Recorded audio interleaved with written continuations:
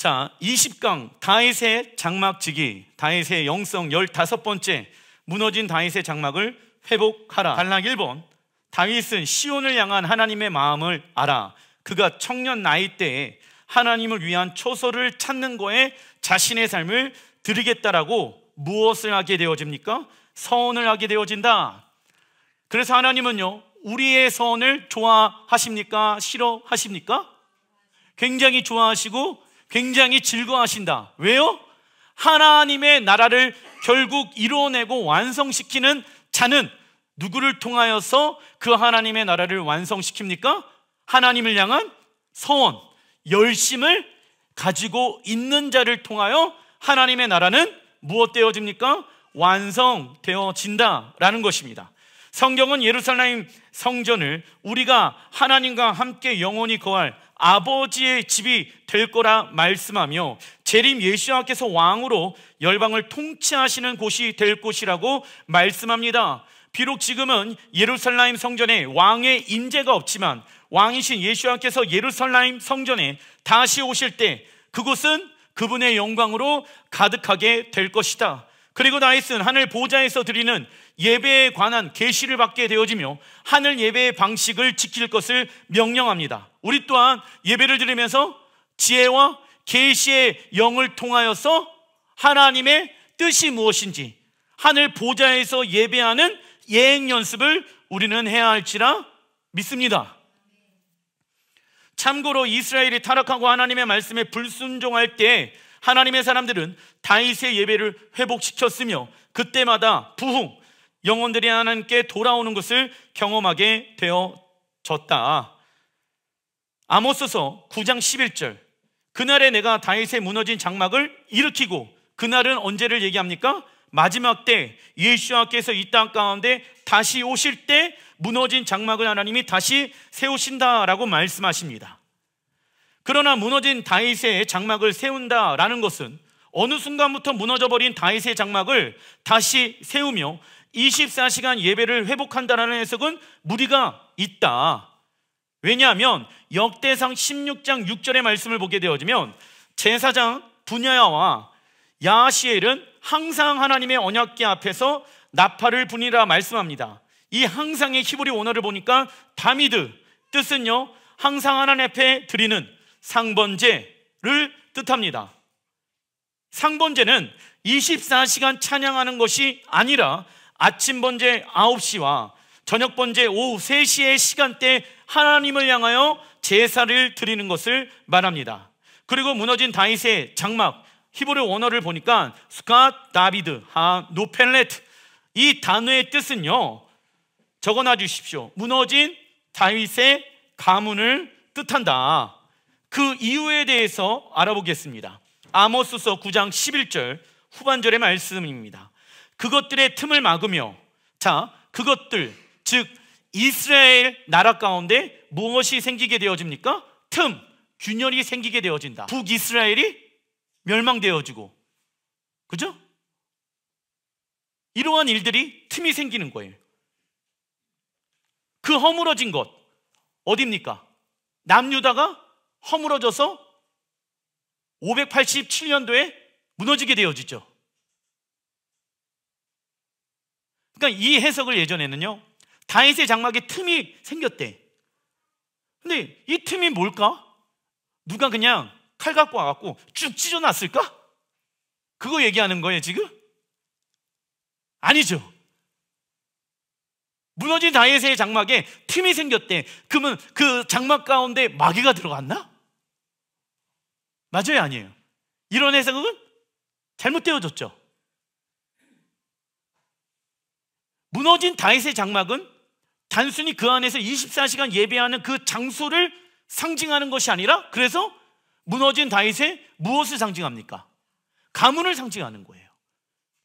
근데 다윗을 통하여 이스라엘 나라가, 즉 하나님의 나라가 계속 세워지는데, 그 이스라엘 나라 가운데 무엇이 생기게 되어집니까? 틈이 생긴다고. 그리고 그 다윗의 장막이 어떻게 되어집니까? 가문이 무너지게 되어진다고. 왜냐? 여러분들, 다윗의 가문은 지금까지 있습니까? 없습니까? 없죠. 무너졌죠. 언제요? BC 587년도에. 그런데 그 다윗의 가문이 언제 세워진다고 말씀하고 있습니까? 그것이 12절이에요. 그들이 에돔의 남은 자와 내 이름으로 일컫는 만국을 기업으로 얻게 하리라. 아멘. 그러니까 무슨 얘기냐면, 자, 예수와의 칭호 중에 하나 무엇일까요? 다윗의 자손으로 오실 메시아요. 예수야가 이 땅 가운데 초림으로 말미암아 무엇이 회복되어진 것입니까? 다윗의 무너진 가문이 회복되어지는 거예요. 그러나 아직 not yet, 완벽하게 완성되어지지 않았다. 언제 그 다윗의 가문이 완벽하게 회복되어질까요? 다윗의 나라, 이스라엘의 왕이신 예수와께서 이 땅에 다시 오시게 되어졌을 때 하나님은 온 이스라엘과 12지파를 회복시킬 것이며 이방 열방들이 이스라엘에게 접붙일 수 있는 그 하나님의 나라에 들어갈 수 있는 기회를 지금 이 시간 안에 우리에게 허락하셨다라는 거예요. 15절, 회복되어진 이스라엘 백성들이 내가 그들의 땅에 심으리니 그들이 내가 준 땅에서 다시 뽑히지 아니하리라. 자, 로마에 의해 완벽하게 해체되어진 이스라엘 백성들, 열방 가운데 흩어지게 되어지죠. 그런데 내가 그들의 땅에 심으리니, 이스라엘 백성들을 다시 약속의 땅으로 심겠다라고 말씀하고 있죠. 그리고 다시는 그들이 내가 준 땅에서 뽑히지 아니하리라. 무엇의 회복입니까? 이스라엘의 회복인 거예요. 그럼 완벽한 다윗의 무너진 장막이 100% 완벽하게 회복되어질 때가 언제입니까? 이스라엘이 약속의 땅으로 돌아오게 되어질 때. 아모스 선지자가 이 말씀을 예언할 때 다윗의 가문은 아직 100% 다 무너지지 않은 상태입니다. 그러나 그것들의 틈을 막으며 그 허물어진 것은 BC 721년도에 아수르에 의해 흩어진 북이스라엘 10지파를 뜻한다. 그리고 옛적과 같이 세운다라고 했었을 때 다윗이 12지파 온 이스라엘을 통치하였던 그날처럼 하나님이 다시 세우시겠다라고 말씀하시는 것입니다. 하지만 BC 587년도에 다윗의 가문은 완벽하게 무너졌으며 회복된 적이 이제껏 있었습니까? 없었습니까? 없지요.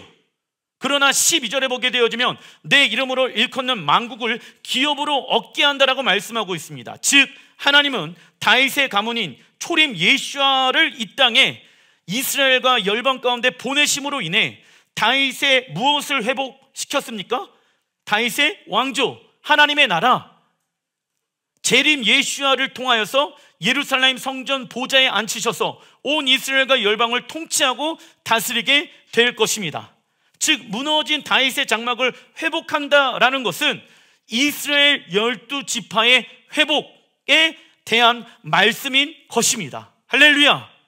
참고로 메시아의 칭호는 무엇입니까? 다윗의 후손입니다. 그래서 완벽한 다윗의 장막의 회복은요, 예수님께서 예루살렘 성전 보좌에서 왕으로 재림하신 이후에 충분하게 회복되어질 수 있는 것이다. 그러나 지금 이 시대에 하나님의 말씀에 순종하여 다윗의 장막 예배를 드리는 자들을 통하여 하나님은 부분적으로 당신의 통치를 가정과 직장과 삶에 있는 영역 가운데 나타내고 있다. 그래서 여러분들 예배의 히브리 원어를 보니까 찬양하다, 경배하다 단어의 뜻도 있지만 어떠한 뜻도 있습니까? 일하다라는 단어의 뜻이 있다라고 말씀드렸죠? 내가 직장에서 일하게 되어졌을 때 그 일하는 방법을 세상의 방법으로 일을 하는 것이 아니라 하나님이 원하시는 방법으로 일을 하게 되어졌을 때 나는 지금 그 직장에서 무엇하고 있는 것입니까? 하나님을 예배하고 있는 것이다. 할렐루야. 가정에서도 마찬가지예요. 내가 원하는 대로 자녀들에게, 내가 원하는 대로 부부들에게 대화, 이야기할 수 있겠지만 그 내 말을 버리고 하나님이 원하시는 말을 내 입술 가운데 두고 자녀들을 축복하고 사랑하는 부부를 축복해 주게 되어졌을 때 그 사람은 지금 그 가정에서 무엇하고 있는 것입니까? 예배하고 있는 것이다. 그래서 무엇을 먹든지 마시든지 자든지 다 무엇을 위하여 살아가라? 하나님의 영광을 위하여 살아가라 라고 사도 바울이 우리에게 말씀하고 있는 것입니다. 그래서 다윗의 장막이란, 읽어보겠습니다. 시작. 우리의 기도와 예배를 통해 이 땅에 하나님의 통치가 나타나는 것을 말한다 라는 것이죠. 하나님의 통치와 하나님의 역사가 무엇을 통하여서, 우리의 예배와 우리의 기도와 우리의 순종을 통하여서 이 땅 가운데 풀어지기 시작한다. 그러나 여러분들, 우리가 이 땅에서 음란한 삶을 살게 되어졌을 때, 음란이란 무엇입니까? 하나님도 사랑하지만 세상의 것도 사랑하는 영을 말하고 있지요. 그 음란의 삶을 살아가게 되어졌을 때 그가 가는 그 땅은 어떻게 되어집니까? 더러워진다라는 거예요. 왜 더러워질까요? 하나님도 사랑하지만 세상도 사랑하고 있기 때문에. 그리고 15절에 보게 되어지면 이스라엘 백성들이 약속의 땅에 돌아오는 것을 말씀합니다. 하나님은 예수님께서 재림하실 때 이스라엘 12지파를 다시 고국 땅으로 모실 것을 말씀하십니다. 그렇다면 이 말씀과 우리 이방교회와는 어떠한 관계가 있을까요? 갈라디아서 3장 29절 읽어보겠습니다. 시작. 너희가 그리스도의 것이며 곧 아브라함의 자손이요 약속대로 유업을 이을 자니라. 아멘. 여기서 전제 조건이 있습니다. 내 삶이 누구의 것이 되어야 합니까? 주님의 것, 그리스도 예수와의 것이 되어진다라고 하면 곧 우리는 누구의 자손이 되어집니까? 아브라함의 자손이 되어질 것이며, 약속대로 아브라함에게 약속해 놓으신 그 약속의 땅을 유업으로 잊게 될 것입니다. 할렐루야. 그것이 아모스서 9장 11절에 나와 있는 내 이름으로 일컫는 만국의 기업 한 세 사람에 대한 하나님의 예언이 이 안에 담겨져 있는 것이죠.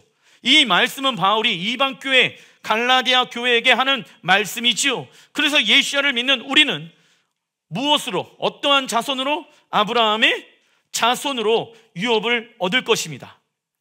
그 아브라함의 자손이 받는 유업은 창세기 12장에 나와 있는 어디입니까? 약속의 땅. 그 약속의 땅이 우리가 돌아가야 할 무엇입니까? 본향. 왜? 아버지의 집은 어디에 있습니까? 아버지께서 영원토록 거하시기로 결정한 그 장소의 이름은 시온 예루살렘. 그래서 그 아버지가 있는 곳으로 돌아가는 것이 우리의 무엇입니까? 본향입니다. 마태복음 24장 31절의 말씀을 보게 되어지면 그가 큰 나팔 소리와 함께 천사들을 보내리니 그들이 그의 택하신 자들을 하늘 이 끝에서 저 끝까지 사방에서 모으리라. 모은대요. 이 끝에서 저 끝까지. 누구를요? 그 다음 구절을 보게 되어지면 누구인지가 나옵니다. 32절. 무화과 나무의 비유를 배우라. 그 가지가 연하여지고 잎사귀를 내면 여름, 히브리 원어로 카이치. 이 여름의 때는요, 어느 때를 얘기합니까? 마지막 때. 자, 마지막 때. 왜 여름일까? 여름은요, 이스라엘의 시작은 가을 절기에서부터 시작되어진다고. 새해가. 그죠? 그러니까는 그 해의 마지막은 여름인 거예요. 왜? 예수님께서 천년왕국의 시작을 이뤄내기 위해 오시잖아요. 그러면 천년왕국이 1월 1일인데 그 1월 1일이 되려면 가을절기잖아. 그러니까 예수님의 입장으로 봤었을 때는 여름이 마지막 때인 거예요. 절기를 모르면 풀어낼 수가 없지요. 예수와는 제자들에게 무화과 나무의 가지가 연하여지고 잎사귀를 내면 여름이 가까운지를 알 수 있다라고 말씀합니다. 우선 여름의 히브리 원어를 보니까 마지막 때를 뜻한다. 그리고 무화과 나무는요, 누구를 상징하는 나무입니까? 이스라엘. 그래서 무화과 나무의 가지가 연하여지고 잎사귀를 낸다라는 것은 무화과 나무로 비유된 이스라엘이 다시 나라로 세워질 것이며 흩어져 있는 유대인들이 돌아오게 되어지며 그때가 예수와의 재림의 때가 가까웠다는 것을 알 수 있다라는 것입니다. 여러분들, 약 20년 전만 하더라도 제가 처음 이스라엘을 가게 되어졌을 때 이스라엘의 국민의 숫자가요 500만 명, 600만 명 왔다 갔다 했었습니다. 그런데 지금은요 몇만 명인지 아십니까? 약 900만 명. 이스라엘 땅 안에 거주하고 있는 사람들의 숫자만 900만 명이라는 거예요. 해가 가면 갈수록 여기에서 저 끝까지 있는 유대인들이 지금 어디로 돌아오고 있습니까? 이스라엘로 돌아오고 있다. 그 말씀의 성취, 이 마태복음 24장 31절, 32절의 말씀의 성취의 때에 우리가 지금 살고 있다. 그러나 어떤 사람은 자신의 삶을 단장하지 아니하고 준비하지 않고 있다. 그 주님의 때는 도둑과 같이 오게 될 것입니다. 그러나 깨어있는 사람들은 그 때를 알 수가 있겠지요. 이 아모스서 9장 11절에 나와 있는 무너진 다윗의 장막에 대해서 사도행전 15장 16절부터 17절에 말씀하고 있습니다. 이후에 내가 돌아와서 다윗의 무너진 장막을 다시 지으며 또 그 허물어진 것을 다시 지어 일으키리니 17절 이는 그 남은 사람들과 내 이름으로 일컬음을 받는 모든 이방인들로 주를 찾게 하려 함이라. 예수님께서 승천하신 20년 정도가 지난 이후 예루살렘에서 중요한 회의가 열리게 되어집니다. 그 회의의 내용은 이방인도 유대인처럼 할례를 받아야만 구원을 받을 수 있다는 것이죠. 그러나 사도와 장로들은 예루살렘 공의회를 통해 구원과 할례는 무관하다라는 결론을 내립니다. 그리고 바나바와 바울은요, 그동안 하나님께서 이방인들에게 얼마나 많은 표적과 기사를 베푸셨는지 간증하지요. 이 이야기를 들은 야고보는 이는 아모스 선지자가 예언한 다윗의 무너진 장막 또는 다윗의 무너진 가문을 회복한다라는 말씀의 성취라고 이야기합니다. 야고보는 이 땅에 남아있는 사람들과 모든 이방인들이 예수야를 찾는 것은 적어놔 주십시오. 다윗의 무너진 장막이 다시 세워지고 있는 것으로 보고 있었다라는 것입니다. 그런데 다윗의 무너진 가문에 대한 관점이 없다 보니까, 즉 이스라엘의 회복에 대한 관점, 이스라엘의 회복이 다윗의 가문이 일어나는 것이다 라는 관점이 없었다라고 하면, 그런데 여러분들 이스라엘의 회복만이 있어야지 무너진 다윗의 가문이 회복되어지는 것이 아니라 이스라엘 안에 누가 들어와야 합니까? 그렇지, 이방인들. 단락 2번 사무엘하 7장 1절의 말씀, 여호와께서 주위의 모든 원수를 무찌르사 왕으로 궁에 평안히 살게 하신 때에, 여러분들 우리 신앙생활 하는 데 있어서 가장 조심해야 될 때가 언제입니까? 우리의 육체가 평안히 살아갈 때. 근데 다윗은요, 이때 무엇을 하게 되어지는지 아십니까? 2절 같이 한번 읽어보겠습니다. 시작. 왕이 선지자 나단에게 이르되 볼지어다 나는 백향목 궁에 살거는 하나님의 궤는 휘장 가운데 있도다. 하나님은 지금 휘장 가운데 저기 야외의 텐트에 살고 있는데 나는 지금 백향목 궁에 살고 있습니다. 이건 말이 안 됩니다. 하나님, 내가 어찌 이렇게 편안한데 살 수 있겠습니까? 하나님의 열심히 있는 자였죠. 3절 나단이 왕께 아뢰되 여호와께서 왕과 함께 계시니 마음에 있는 모든 것을 행하소서 하니라. 다윗은 모든 원수를 무찌르고 놀라운 업적을 얻게 됩니다. 그러나 그는 자신의 승리, 명예, 부, 안전이 보장되는 왕으로서의 위치를 만족하기를 거절하게 됩니다. 그리고 자신의 세대 가운데 하나님의 영광이 나타나길 갈망하였지요. 그래서 성전을 짓기를 원했다는 거예요. 그러나 어떤 이는요, 자신의 출세, 명예, 성공, 그리고 자신이 원하는 천국에만 가면 되기 때문에 누구를 믿습니까? 하나님을 믿으려고 합니다. 그리고 자신이 원하는 결과가 나오지 않을 때는 누구를 원망합니까? 하나님을 원망합니다. 그러나 그리스도인들에게 성공의 기준이란 무엇입니까? 하나님 사랑, 이웃 사랑. 이것을 왜 우리의 성공의 기준으로 살아가야 합니까? 하나님은 우리를 사랑하는 것에 최고의 우선순위를 두셨으며 이는 하나님에게 있어서 가장 위대하고 큰 일입니다. 하나님에게 있어서 가장 큰 일은 무엇입니까? 우리를 사랑하는 것이지요. 우리도 하나님을 사랑하는 것에 최고의 우선순위를 두어야하며 우리의 성공의 척도로 삼아야 합니다. 할렐루야. 이것이야말로 우리에게 가장 위대한 부르심이며 우리에게 가장 큰 무엇이 되어야 합니까? 재산이 되어야 하는 것입니다. 그리고 이스라엘이 모든 대적으로부터 벗어나 진정한 평화가 임하자 다윗은 하나님이 거하시는 성전을 짓길 원하였습니다. 그러나 하나님은 다윗이 모든 대적과 싸워 피를 많이 흘렸기 때문에 성전을 위해 필요한 것을 준비케 합니다. 서운할 수도 있잖아요. 다윗 보고 나의 성전을 지으라 라고 이야기할 수도 있잖아요. 그런데 다윗은요, 자신을 향한 하나님의 뜻과 때를 알고 있었기 때문에 어떠한 순종을 해야 하는지를 알 수 있었다고. 하나님의 뜻과 섭리를 알고 있기 때문에 내가 지금 성전을 지어가지고 내가 높아지는 것이 아니라 내 아들 솔로몬이 그 성전을 지어야 돼. 그 솔로몬이 높아져야 돼. 나는 준비만 해야 된다고. 그 영광은 누가 받아야 합니까? 하나님이 예비해 놓은 사람이 받는 거예요. 그러나 하나님은 누구를 높이 사용하십니까? 순종하는 자를 하나님은 가장 영광스러운 자리에 초대하실 것입니다. 목사님, 저는 왜 이 자리밖에 못하죠? 높은 자리를 욕심내지 마십시오.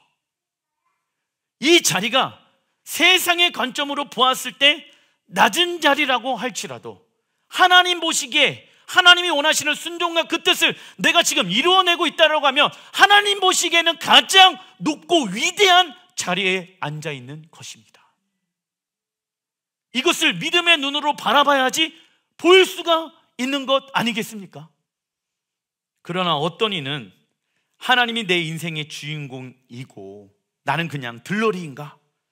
라는 불편한 생각을 할 때가 있습니다. 하지만 불평, 불만은, 원망은요, 무엇이 없을 때 나오는 것일까요? 하나님의 말씀, 언약, 약속이 없을 때 무엇이 나온다? 불평, 불만. 다윗은 자신이 부활할 것을 믿었다. 그리고 하나님의 보좌에서 영광스러운 그 자리에 들어갈 것을 믿었다. 그 언약을 붙잡고 있었기 때문에 뭐가 나왔습니까? 감사. 그러나 감사는 저절로 되어지는 것이 아니라 의식적으로 결단해야 하는 신앙의 결단의 행위라는 것을 잊지 말아야 합니다. 그리고 하나님이 어떠한 분인지 알면 알수록 우리는 무엇 할 수밖에 없을까요? 범사에 감사할 수밖에 없다. 감사, 히브리 원어를 보니까 토다. 이 단어는요, 감사의 대상에 대한 신뢰와 인정을 하게 되어졌을 때 사용되어지는 것입니다.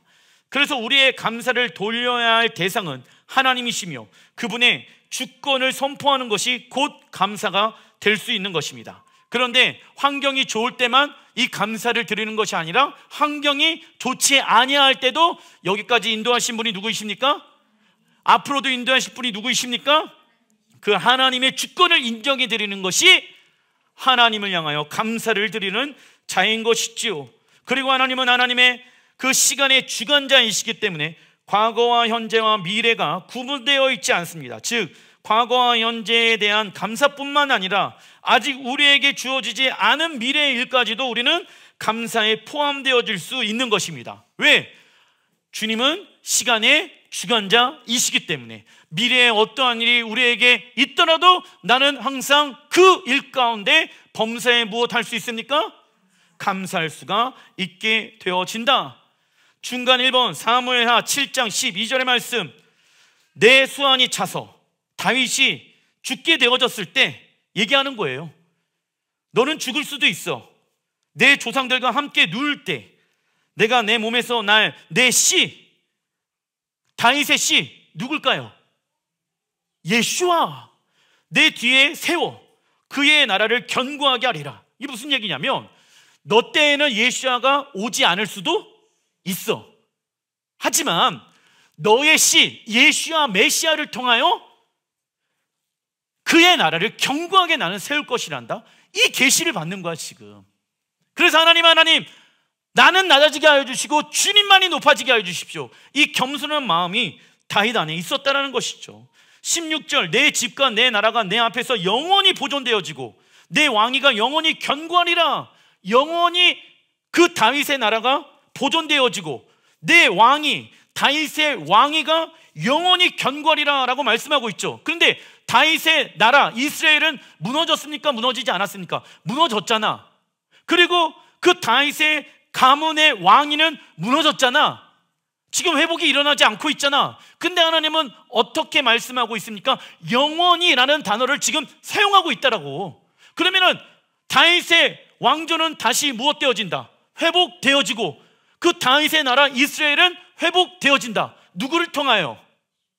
예수야를 통하여. 그래서 여러분들 보세요. 다윗의 무너진 장막의 사무엘하 6장인데 그 끝에 다윗의 무너진 장막이 회복되어진다라고 얘기해놓고 7장으로 지금 넘어가고 있는 말씀인 거예요. 그런데 그 다윗의 왕조와 다윗의 나라는 무엇하다? 영원하다.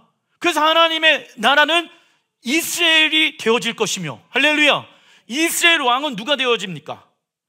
예수와. 그리고 25절에 여호와 하나님이여 이제 주의 종과 종의 집에 대하여 말씀하신 것을 지금 얘기하고 있어요.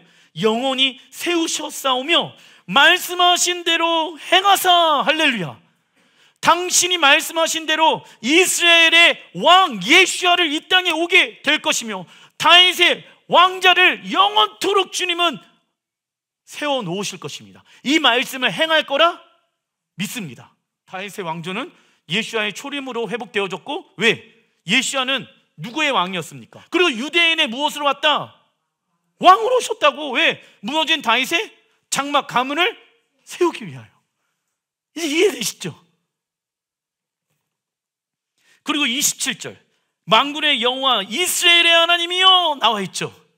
주의 종의 귀를 여시고 이르시기를 내가 너를 위하여 집을 세우리라. 어떠한 집? 무너진 다윗의 장막, 하나님의 집. 어디에? 시온에.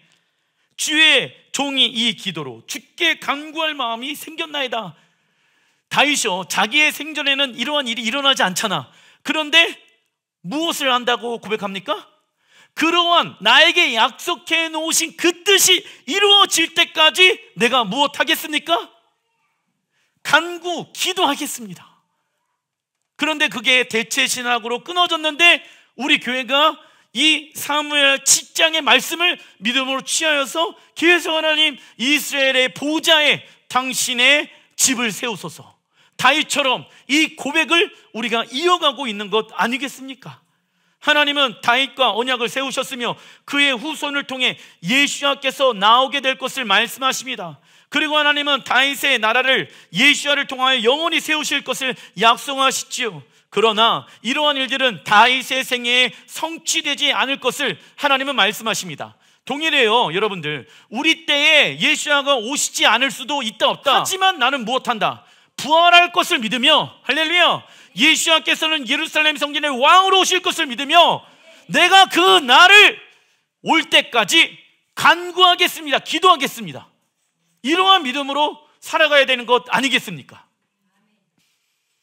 하지만 다윗은 자신에게 약속하신 하나님의 언약의 말씀을 믿고 소망하며, 소망이란 시작, 우리의 마음을 하나님 나라에 묶는 것, 이를 성취되어질 수 있도록 무엇하게 되어집니까? 인내하게 되어지며, 인내란 시작, 인생의 목적을 이루어내기 위해 지속적인 실천의 삶을 살아내는 것. 그리고 기도하게 되어진다. 기도란 시작, 하나님과 인격적인 대화. 우리는 그때가 우리에게 올 때까지 우리는 하나님의 나라에 우리의 마음의 소망함을 묶으며 인내하며 기도하는 자가 되어야 합니다. 이러한 다윗의 언약을 역대하 13장 5절에는 적어놔 주십시오. 소금 언약이라고 말씀합니다. 역대하 13장 5절의 말씀 같이 한번 읽어보겠습니다. 시작. 이스라엘 하나님 여호와께서 소금 언약으로 이스라엘 나라를 영원히 다윗과 그의 자손에게 주신 것을 너희가 알 것 아니냐. 아멘. 여러분들, 우리가 샤밧 때, 성찬을 대할 때 소금을 뿌리잖아요. 그게 소금 언약. 하나님은 다윗과 언약을 맺은 것을 소금 언약이라고 말씀하십니다. 소금 언약이란 변함없는 하나님의 언약을 의미하지요. 이 언약은 다윗에게만 해당되어지는 것이 아니라 다윗과 그의 자손과 이스라엘 나라까지 이어지는 영원한 언약입니다. 할렐루야. 그래서 이 소금의 언약은 누구로부터 시작되어진지 아십니까? 믿음의 조상? 아브라함. 그러니까 소금의 언약, 다윗의 그 언약은요, 사실 다윗에게만 말씀하시는 것이 아니라 하나님이 아브라함에게 말씀해 놓으신 그 언약을 계속 계승을 시키는 거예요. 아브라함에게 말씀해 놓으셨던 큰 나라가 되게 하리라, 그 언약을 누가 받게 되어집니까? 이삭. 그리고 그 언약을 누가 받게 되어집니까? 야곱. 또 누가 받아요? 요셉. 계속 이어지면서 다윗의 언약까지 가는 거야 지금. 그리고 소금 언약을 얘기하시면서 내 언약은 영원토록 변치 않는 너희와의 약속이다. 그런데 그 언약의 내용이 누구에게까지 흘러오게 되어집니까? 예수야를 믿는 자들이 그 예수야를 통하여서 참 이스라엘에게, 우리는 돌 감람나무였는데 접붙임을 받게 되어지잖아. 이 소금 언약으로 예수야께서 우리를 초대하고 계신다고. 창세기 12장 2절의 말씀, 내가 너로 큰 민족을 이루고 내가 복을 주어 내 이름을 창대하게 하리니 너는 복이 될지리라. 너를 축복하는 자에게는 내가 복을 내리고 너를 저주하는 자에게는 내가 저주하리니 땅의 모든 족속이 너로 말미암아 복을 얻을 것이리라 하시리라. 아멘. 여러분들, 큰 민족을 이루겠대. 근데 아브라함 시대 때에 아브라함의 가족들을 다 합쳐보더라도 큰 민족이 아니에요. 아니야. 지금의 이스라엘을 모습을 보더라도 큰 민족이 맞아요, 아니에요? 그러면 이게 언제 성취되어질까? 그렇지, 예수야께서 이 땅에 재림하실 때 이스라엘을 어떻게 하신다? 큰 민족. 첫째, 소금 언약의 시작은 적어놔 주십시오. 아브라함과 하나님과 맺은 언약으로부터 시작되어졌습니다. 하나님이 아브라함과 맺은 언약의 내용은 아브라함을 통해 큰 나라로 세우는 것이죠.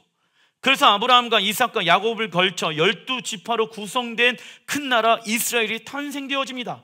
하지만 이스라엘은 큰 나라, 큰 민족이 아니다. 큰 나라 이스라엘이 되기 위해서는 창세기 12장 3절에 나와 있는 누가 필요합니까? 땅의 모든 족속이 필요합니다. 그래서 우리가 땅의 모든 족속의 하나의 일부분으로 세워지고 있는 거예요 지금. 그래서 하나님은 돌감나무인 이방교회를 참감나무 이스라엘로 접붙이게 해 주셨다. 하나님은 우리를 이스라엘로 초대하고 계시며 그 안에 있는 자들에게 무엇을 주길 원하십니까? 번영을 주시길 원하신다. 하나님은 우리를 이스라엘로 초대하고 계시며 그 안에 있는 자들에게 번영을 주시길 원하신다. 그리고 아브라함과 맺은 언약이 다윗과 다윗의 후손인 예수야를 통하여 땅의 모든 족속이 복을 받게 될 것입니다. 둘째, 소금 언약의 핵심은 이스라엘 나라. 이스라엘 나라는 하나님의 나라를 예표하는 나라이지요. 이스라엘 나라의 유일한 왕조는 누구를 통하여 나오게 될 것입니까? 다윗의 가문. 그분은 다윗의 후손인 예수야이시지요. 시편 89편 3절, 주께서 이르시되 나는 내가 택한 자와 언약을 맺으며 내 종 다윗에게 맹세하기를. 하나님께서 다윗과 맹세하였죠. 4절, 내가 내 자손을 영원히 견고히 하며. 영원히 견고히 한다. 누구를요? 내 자손. 누구입니까? 예수와 내 왕위를 대대로 세우리라 하셨나이다. 셀라. 내가 나의 거룩함으로 한번 맹세하였은즉 다윗에게 거짓말을 하지 아니할 것이리라. 하나님이 내가 거짓말할 것 같아? 아니야. 다윗아, 너는 못 믿을 수 있겠지만 나는 진리의 하나님이란다. 난 거짓말 한다 안 한다. 하나님 지금 이 얘기하는 거예요. 그런데 다윗의 가문은 교회에게 넘어왔다. 물론 예수야를 통해서 예수야가 다윗의 가문이지만 교회가 다윗의 가문이 될 수 있습니까? 안 되죠. 왜? 하나님은 질서의 하나님이시라니까. 36절, 그의 후손이 장구하고 그 왕위는 해같이 내 앞에 항상 있으며. 할렐루야. 다윗의 후손은 장구하고 그의 왕위는 해같이 하나님 앞에 항상 있을 것이라고 하나님은 말씀하십니다. 그런데 현 세상에서는 다윗의 후손과 그의 왕위는 사라졌지요. 그러나 예수야께서 다윗의 후손으로 오셔서 이스라엘의 왕위를 이어가실 것이며 온 열방과 민족을 통치할 왕으로 이 땅에 예루살렘의 왕으로 다시 오실 것입니다. 믿으십니까? 기도하겠습니다.